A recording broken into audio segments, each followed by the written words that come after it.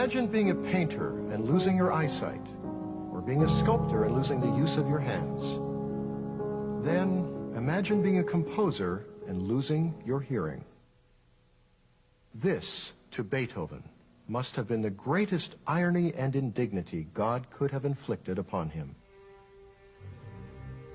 He wrote this emotional testament in 1802 while summering in Heiligenstadt, a small country village outside of Vienna. Oh, you men who think or say that I am evil or misanthropic, how immensely you wrong me. You do not know the secret reason. For 6 years now I have been horribly afflicted. Ah, how could I possibly admit a weakness in the one sense which ought to be more perfect in me than in others, a sense which I once possessed in the greatest perfection. I will seize fate by the throat. It shall certainly not crush me completely. The Heiligenstadt Testament is one of the most remarkable documents in music. He was in the bottom of despair because he knew at that point he was losing his hearing. And it was the closest he came, probably, to saying, it's just about over. I'm finished, I'm at my limits. But he turned back from the brink. And thank goodness he did, because greatness followed. Going deaf for a musician would be just the most tragic, awful thing. We know that Beethoven, when he wasn't quite totally deaf, had friends over for a supper, and there was a young girl, and she thought she had seen a mouse, and she squealed. And you know how children can sometimes squeal really loud, really high, and Beethoven started to cry because he heard it. To the extent that Beethoven's deafness was a tremendous, tremendous hardship for him, bringing him near to the point of suicide, he, grew in a way. He had to face that terrible tragedy and deal with it, and he did very heroically. And so as a human being, he grew. And I like to think there's a correlation between one's character and one's ability to put into musical notes and sounds what we are as human beings. He must have had a lot of desperation in him. You imagine the most superb musician can't hear the stuff. He could only hear it in his head. It must have driven him mad, and that may well have contributed to some of that wonderful music.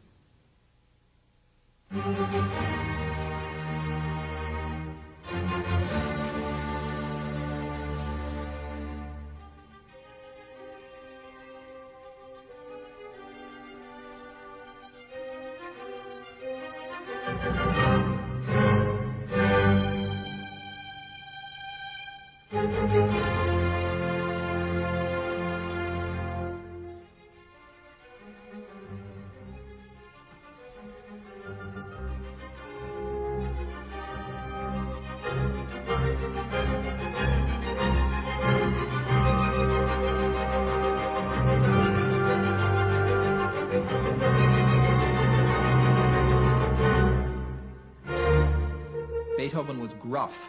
Beethoven was frank. Beethoven told people in his music as well as in his life what he thought. And he didn't wear lace cuffs on his answers. So the problem was how to deal with this gruff, uncouth genius. And the world had no easy time of it. But he, in fact, was a genius. And enough people recognized it so that whatever people say retrospectively, he was recognized in his time. He was the great composer in Vienna. Through the years 1793 to 1801, this hot-tempered, ill-mannered, broad-shouldered, unkempt genius from Bonn, Germany was the toast of Vienna, and his fame spread like wildfire throughout Europe. Not everyone in Vienna readily accepted Beethoven's wild piano playing or his innovative composing. Many musicians of the time thought his music was too bizarre and overly complex.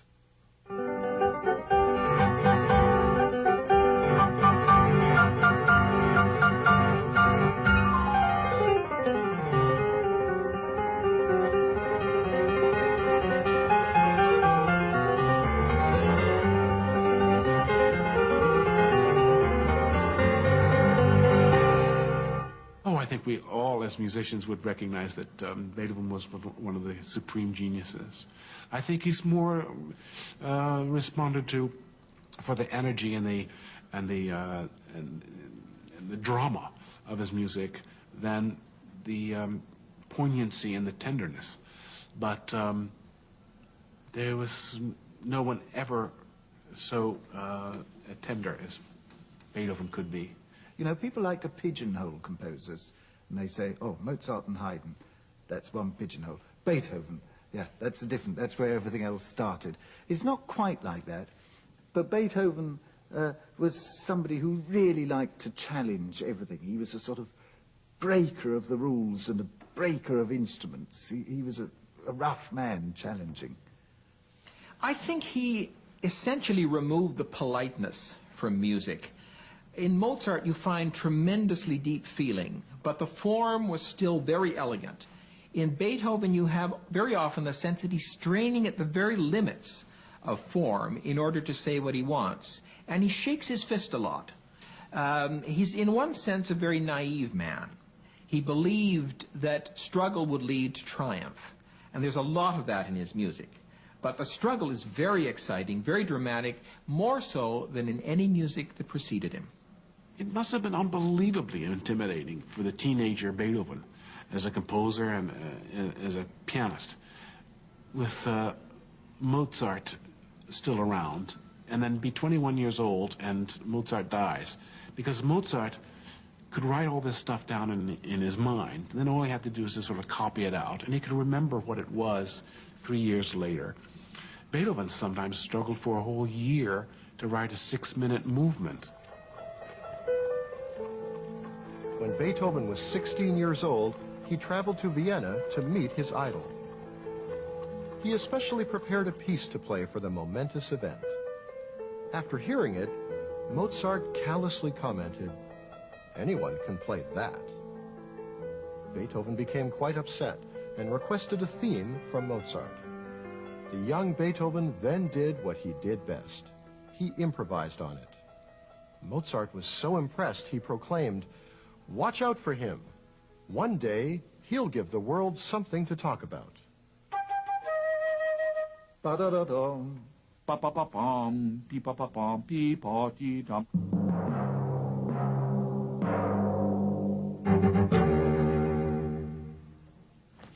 This is a good motive. You don't forget it in a hurry.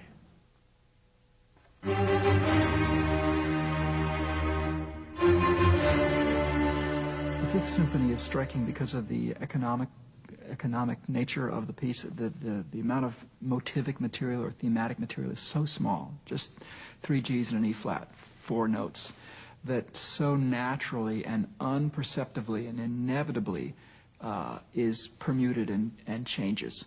So that what was just da da da da as a theme becomes da da da da da da da da da da da da da da, and suddenly that absolutely nothing, just repeated chords, becomes motivic. It becomes structural, becomes part of the music, rather than just repeated chords.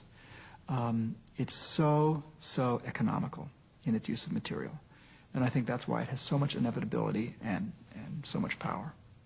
It's an announcement.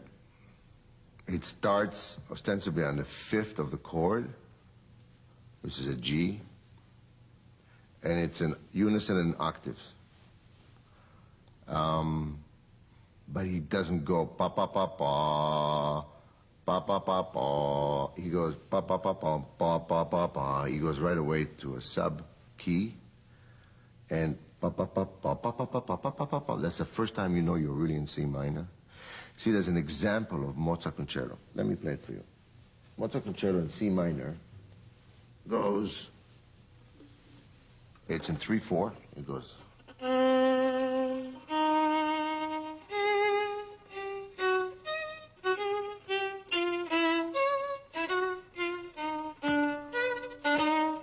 Okay, 20 some odd years later, Beethoven writes a C minor concerto, and he goes.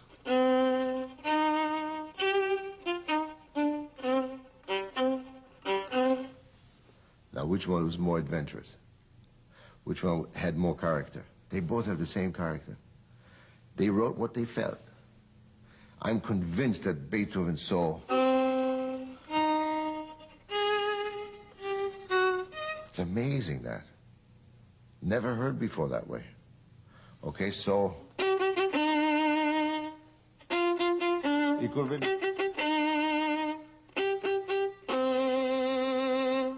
You go home. So... The surprise is... an extra bar. It's very logical. Composers are incredibly logical people. And I think Beethoven was very, in his music, one of the great logics of all time.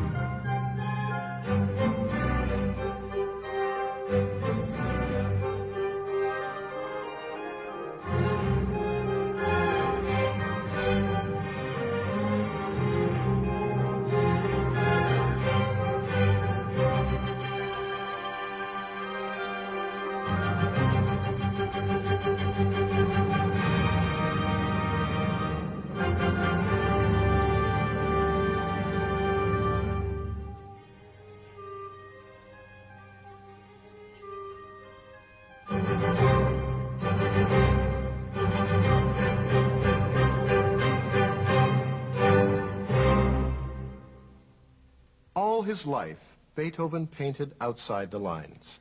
Not only did he expand the traditional limits of the symphony, but he redefined classical music forever. Beethoven expanded our mind through the listening process. He took the Haydn Symphony, the size Haydn Symphony, and created a new syntax. Basically, in language you would say a new syntax. He added some words, yes. He later on added some instrumentation. But ostensibly he took what he had at hand.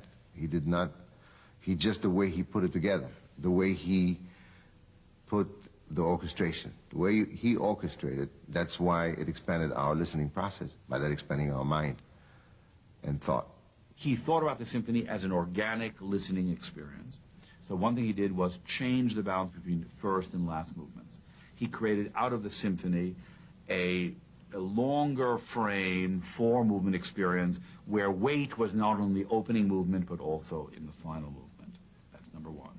Number two, that Beethoven found a way to create a dramatic narrative out of the movements that was not simply a subject of contrast. So in a Mozart or Haydn symphony, you have a first movement, then we have a contrasting second movement, then a third movement. And what these movements relate, their relationship one to another, is never really worked out. Beethoven has it worked out. He thinks of the movement as a kind of theater with four acts, a drama with four acts.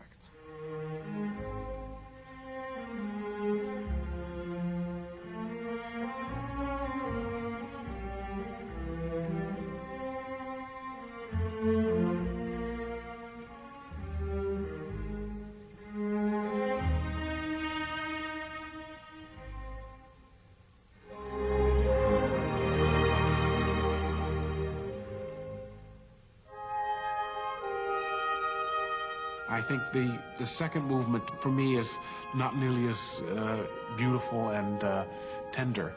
I like the power and the passion of the first movement. It's that sense of granite strength and power. We all feel that. That's why it was used for victory in the Second World War. That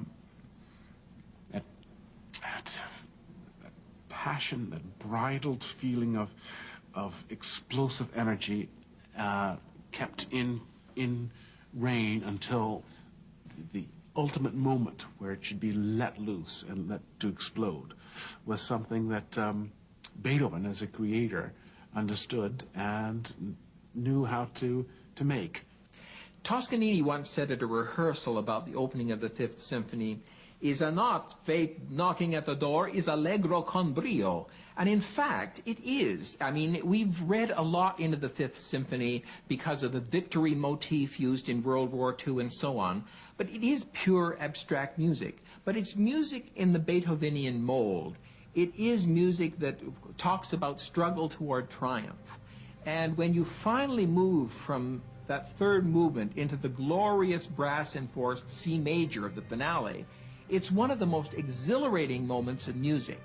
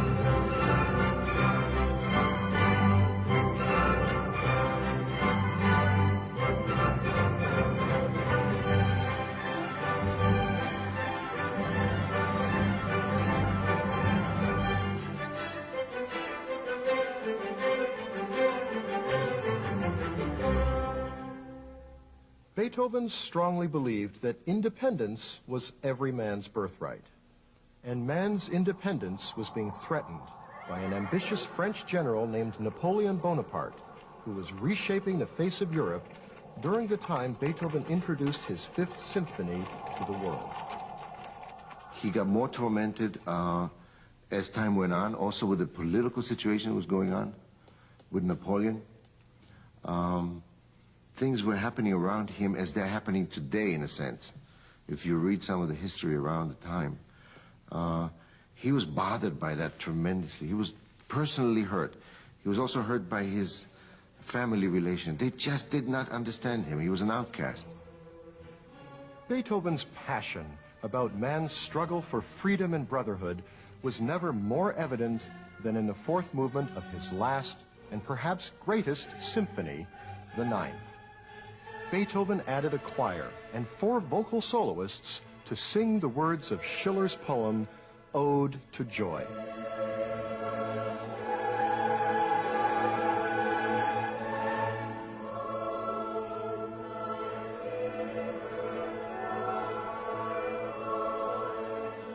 The Ninth is the last finished symphony, and if you look to that symphony, it was the first one that added voices to a purely instrumental concept of composition.